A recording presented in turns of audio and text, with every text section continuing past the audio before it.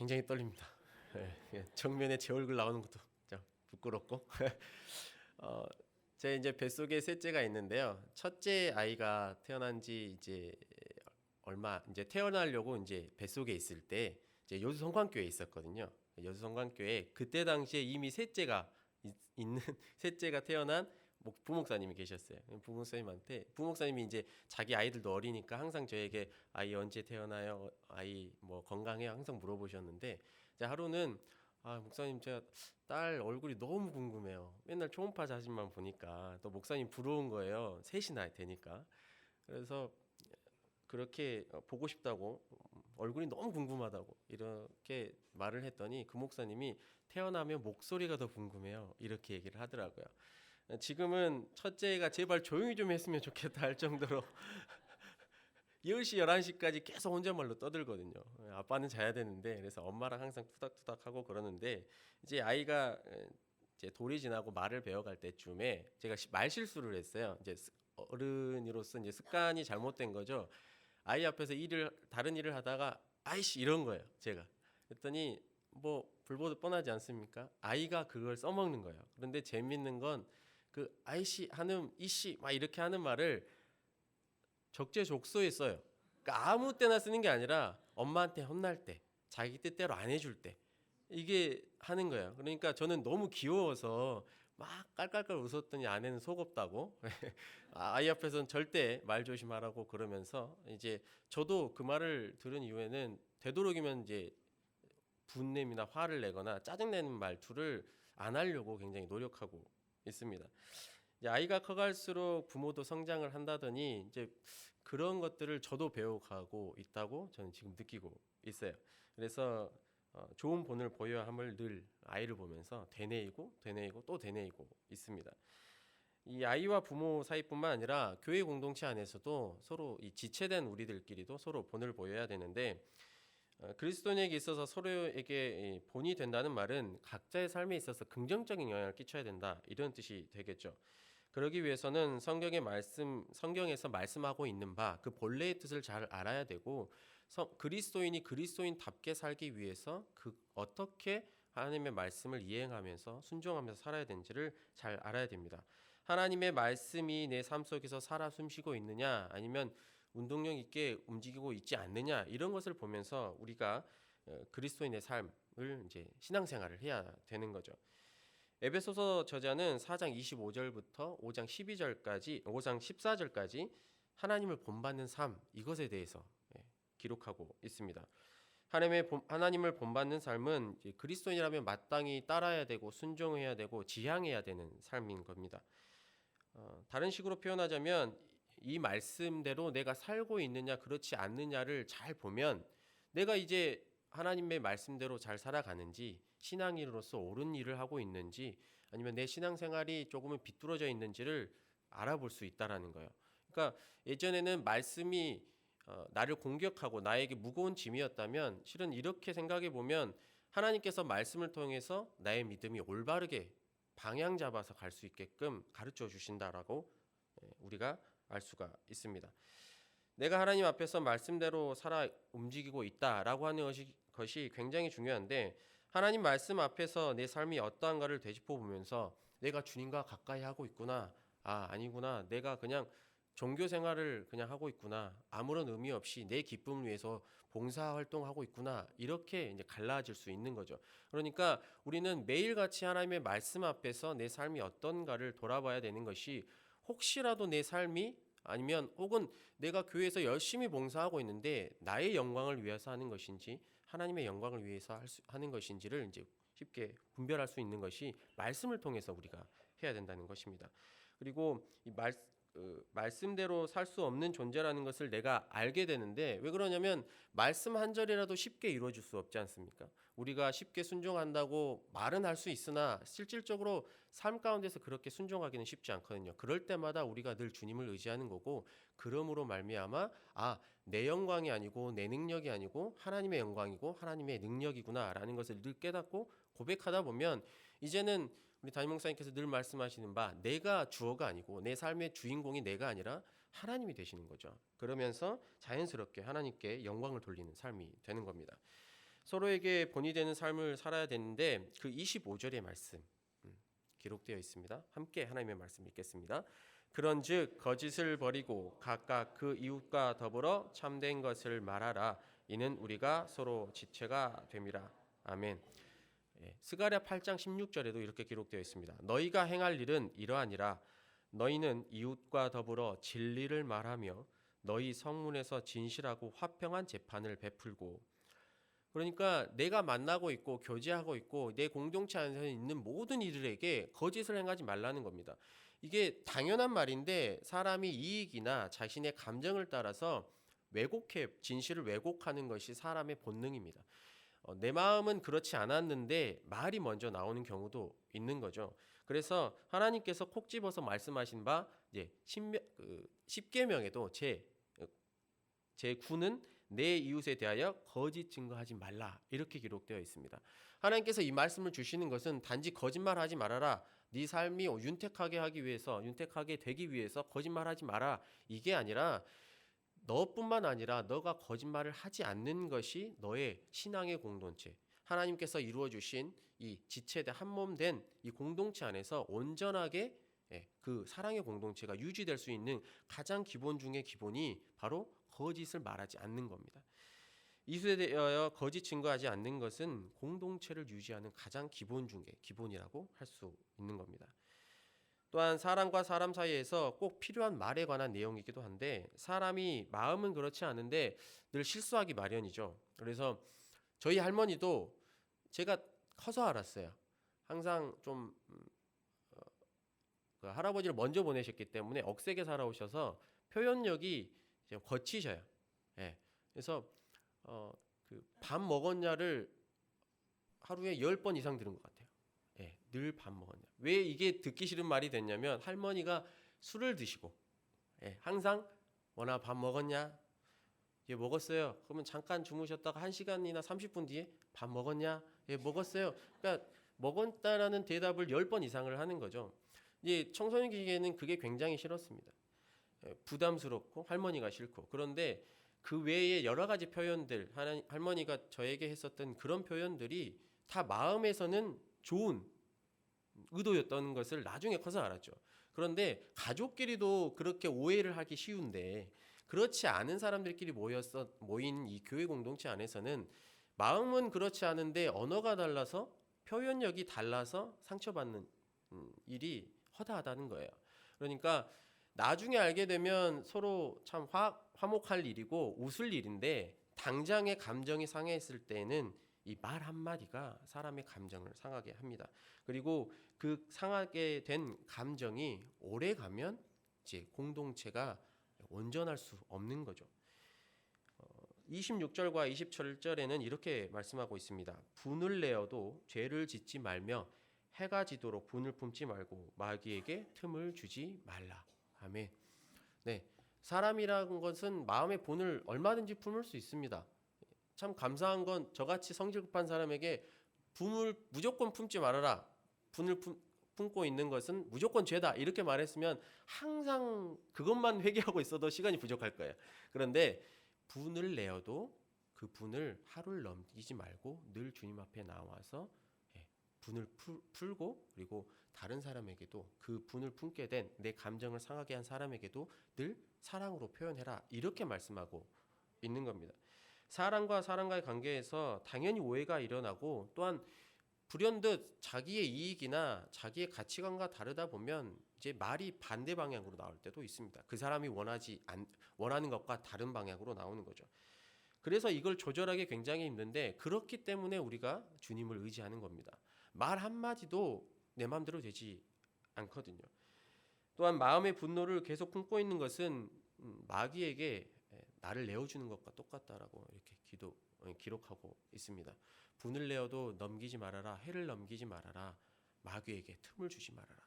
일단 말을 내뱉기도 전에 마음에 분을 품고 있으면 그것이 오랫도록 지속되면 참 신기한 것은 분명하게 내가 피해자일 수는 있습니다. 내가 나를 불편하게 한 상대방의 언어나 행동일 수도 있습니다. 그러나 그것과 상관없이 내 분이 계속 오랫동안 남아있으면 이 분으로 인해서 그 사람이 나에게 어떻게 했다라는 것과는 상관없이 이제는 그 사람이 미워지기 시작하는 거예요. 그러면 그 사람에 대해서 안 좋은 말을 하게 되고 예, 교회 공동체 안에서 그런다는 말입니다. 지금 교회 밖에 있는 사람의 이야기가 아니라 충분히 그럴 수 있다라는 거예요. 왜냐하면 죄성을 가진 인간이기 때문에, 죄인이기 때문에 우리가 그걸 빨리 시인하고 주님 앞에 엎드려 기도하는 것이 가장 선한 길로 가는 가장 올바르고 빠른 길이기도 합니다. 그런 관점에서 보면 이제 분을 내어도 죄를 짓지 말라. 네, 우리는 분을 낼 수 있습니다. 그러나 죄를 짓지 아니하도록 내 마음이나 내 언어나 이런 거를 조심하는 거죠. 그 영화 배우 중에 제가 굉장히 저 사람 인상 깊다라고 하는 게 안성기 씨라는 분이 계셔요. 다 아시죠? 그분이 그 후배들 앞에서 딱 한 번 화를 냈답니다. 반드시 사석에서는 넥타이를 맨대요. 왜 그러냐고 인터뷰를 했는데 예전에 후배들 앞에서 정말 불같이 화를 냈대요. 그리고 분을 삭히지를 못해서 화장실을 딱 가서 거울을 봤는데 본인의 얼굴을 못 보겠더랍니다. 너무 화가 넘치니까. 그래서 다음부터는 꼭 넥타이를 매고 딱 만났을 때 이제 마음속에 동요가 되면 그 상태로 일어나서 화장실을 간대요. 그래서 넥타이를 고쳐 매면서 자기 얼굴부터 고친다고 합니다. 굉장히 그리스도인이 그런 부분에서 굉장히 본받아야 되겠구나. 그분이 하나님을 믿는 분인지 안 믿는 분인지는 전 잘 모르겠어요. 그런데 화를 다스림에 있어서 굉장히 지혜로운 방법을 쓰시는구나 이런 생각을 했습니다. 그리스도인도 역시 그래야 되지 않나. 자기만의 방식이 있을 겁니다. 저는 약간 침묵하는 편입니다. 제 말 실수를 청소년기에 너무 이제 직설적으로 하다 보니까 이제 아내하고 다툼이 있었을 때 연애 때 그때는 좀 침묵하는 편이었어요. 아내는 좀 답답해했는데 아내에게 설득을 했죠. 나는 말 실수를 했고 그 말 실수로 인해서 더 큰 싸움이 일어나고 감정 싸움이 될까봐 조금은 조용한 거니까 기다려줬으면 좋겠어라고 말을 했었죠. 각자의 방법은 다를 수 있으나 결국에는 그 시간을 통해서 그리스도인들이 내 화를 다스려 주시라고 내 분을 다스려 주시라고 하나님께 다가가야 되는 겁니다. 화나 분냄이 시작되는 곳은 마음이긴 한데 이게 가장 쉽게 표출되는 게 언어이기 때문에 우리가 언어 생활에 있어서도 굉장히 조심해야 됩니다. 그리고 이게 말이라는 게 항상 돌고 돌아서 자기를 공격하지 않습니까? 예, 직설적이다, 공격적이다, 좀 화를 잘 낸다, 분냄을 표현을 잘한다라고 하는 것은 자기가 자기 주장이 강하고 당당한 것이 아니라 곧 있으면 그런 언어들로 자기 자신이 상처받는다는 말이 되는 거예요. 그리스도인은 그래서 항상 서로에게 있어서 사랑을 베풀고 인내하고 참아내는 것은 곧 궁극적으로는 내가 하나님 앞에서 올바른 길을 감과 동시에 내가 상처받지 않는 굉장히 지혜로운 방법일 수도 있는 겁니다.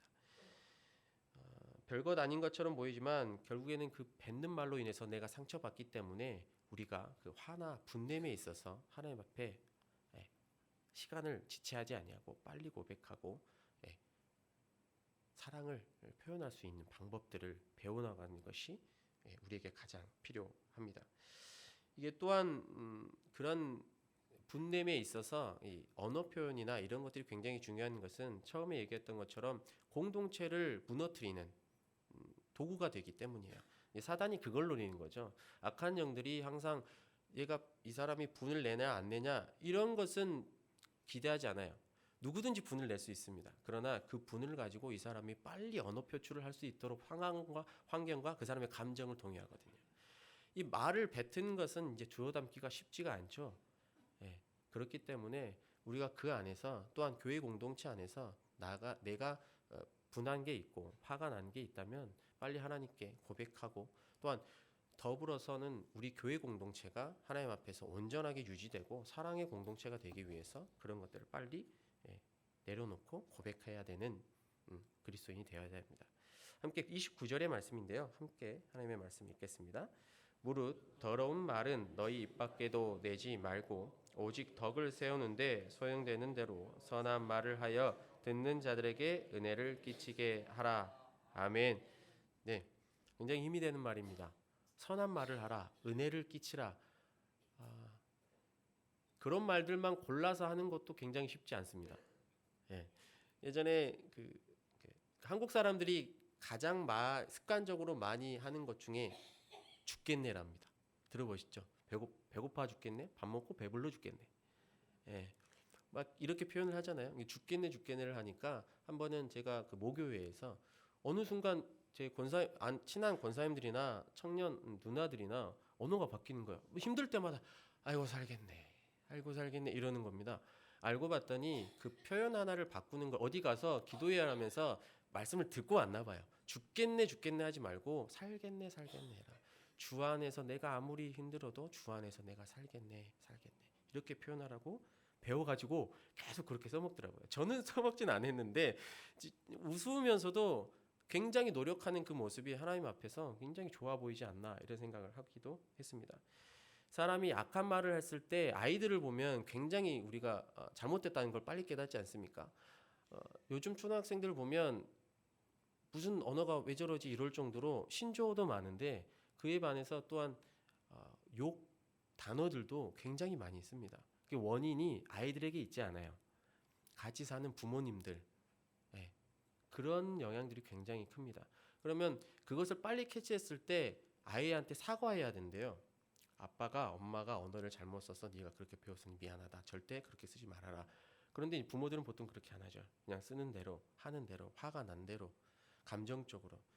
그런데 집안에서부터 부모와 자녀 간에 그렇게 쉽게 되지 않는데 서로 다르게 모여 있는 교회 공동체 안에서 그 좋은 말들을 먼저 한다는 게 쉽지가 않겠죠. 친한 분들끼리는 또 잘합니다. 좋으니까. 잘 맞으니까 친하시는 거거든요. 그런데 실질적으로 그렇지 않은 분들에게 은혜에 끼치는 말들을 하려고 우리가 노력을 해야 됩니다. 좋을 때는 늘 좋아요. 예, 편한 사람과 있으면 늘 편합니다. 저도 제 아내하고 있으면 제일 편하지 않겠습니까? 말도 편하게 하고. 그런데 그게 아니라 저 같은 경우에도 우리 성도님들과 만날 때, 우리 학생들과 만날 때 늘 은혜 넘치는 사랑스러운 말을 하려고 그런 단어들을 막 생각하고 되뇌이고 똑같은 말을 할 때 똑같은 의미를 가지고 있는 단어들 중에서도 좋은 말을 하려고. 왜냐면 제가 본이 되니까. 목사님이 이상한 말 했다고 그러면 이 상황이 복잡해지는 겁니다. 엄마 아빠가 했다고 그러면 이게 좋은 본이 아닌 거예요. 교사분들께서 학생들에게 본이 돼야 되는 것은 당연하고 부모가 아이들에게 본이 돼야 되는 건 당연합니다. 교회 공동체 안에서도 서로 그 공동체 안에서도 서로 성도들이 서로에게 본이 돼야 되는 것은 오늘 에베소서 말씀에 당연히 요구되는 하나님의 자녀된 모습이기도 합니다. 우리가 무슨 말을 해야 되나? 에베소서 저자가 말을 한 바 덕을 세우는 선한 말. 우리가 하나님께 부끄럽지 아니하도록 하나님 앞에서 낯을 피하지 않고 하나님의 사랑의 언어를 할 수 있는 덕을 세우는 말을 할 수 있기를 소망합니다. 선한 말은 그 듣는 이로 하여금 기분을 좋게 하죠. 굉장히 저 같은 경우에는 이제 칭찬에 이게 낯간지러워하는데 아내가 잘했다고 칭찬하면 그렇게 좋아요.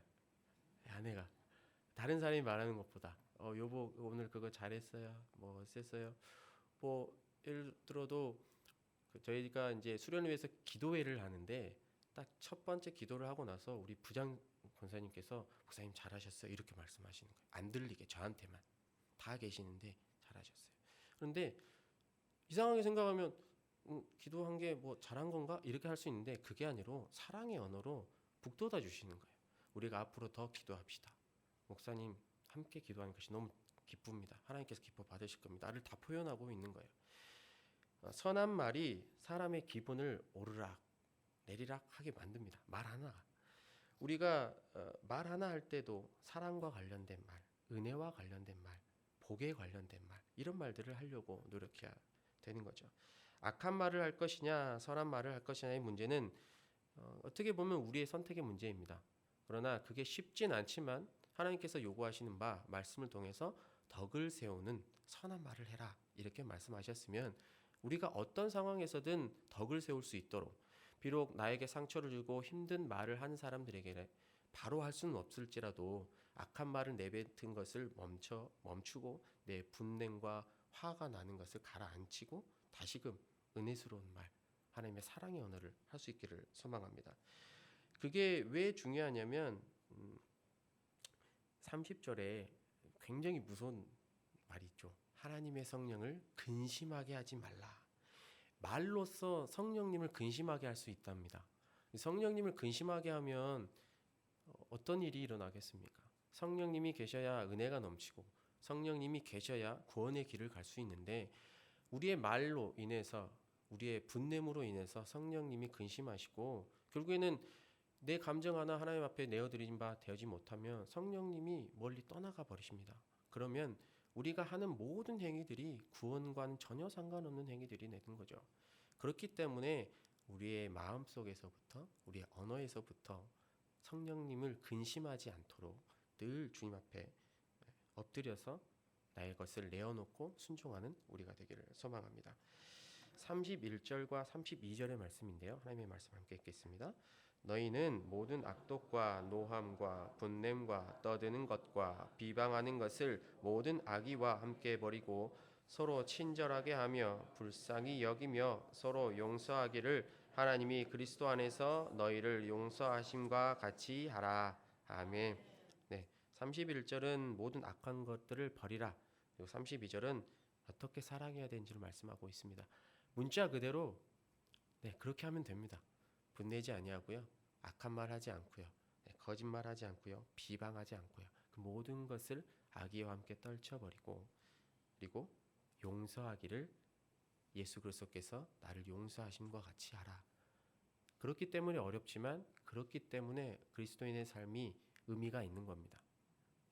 그냥 내 감정 따라서 용서할 수도 있고 그렇지도 않고 내가 좀 여유가 되니까 저 사람 용서해주고 내 이익에 반하니까 용서할 수 없고가 아니라 무조건 하나님의 말씀이니까 내가 죄인에서 의인으로 바뀌었으니까 그 말씀에 의지하여서 하나님의 말씀대로 용서하고 사랑하는 겁니다.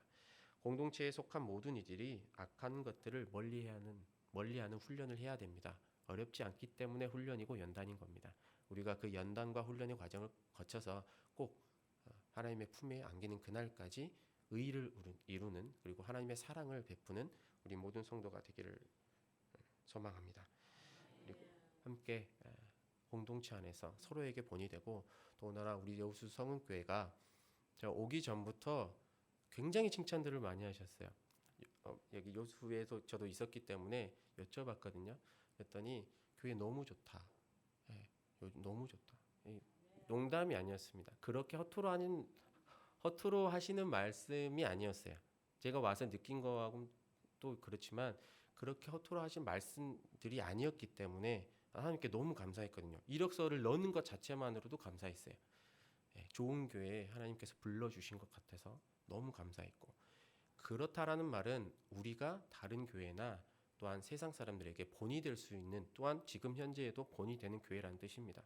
우리가 이 본이 되는 교회가 끝까지 하나님께서 기뻐하시는 그날 또한 예수 그리스도께서 오시는 그날까지 본이 되는 우리 교회 공동체가 되기를 소망합니다.